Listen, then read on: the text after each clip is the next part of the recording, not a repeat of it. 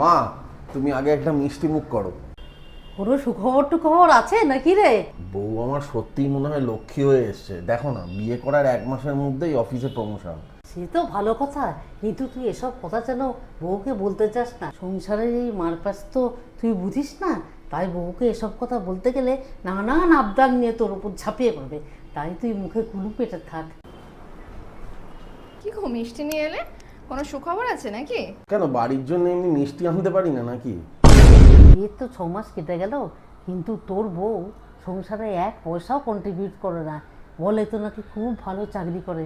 বাবা, তুই একটু নজর রাখিস ওর ওপর। আদৌ চাকরিতে যায় তো না অন্য কোথাও যায়? এই রোজ রোজ অফিসের নামে রাত করে ফেরা আমি আর বরদাস্ত করব না। আমাকে এবার থেকে লাইভ লোকেশন পাঠিয়ে যাবে যেখানেই যাবে। কি বলছো? কেন বলছো? আদৌ ভেবে বলছো তো? তুমি তো বিয়ের আগে থেকে জানো যে আমি এমএনসি হাউসে চাকরি করি, আমার রাত হয়। সময়ের সাথে সাথে না লোকের প্রায়োরিটিস পাল্টায়, তাই নিজেকেও পাল্টাও এবার। আগে বাচ্চা নিতে বলেছিলাম তখন তো নেয়নি, এখন 6 বছর পর মা হতে চলেছে।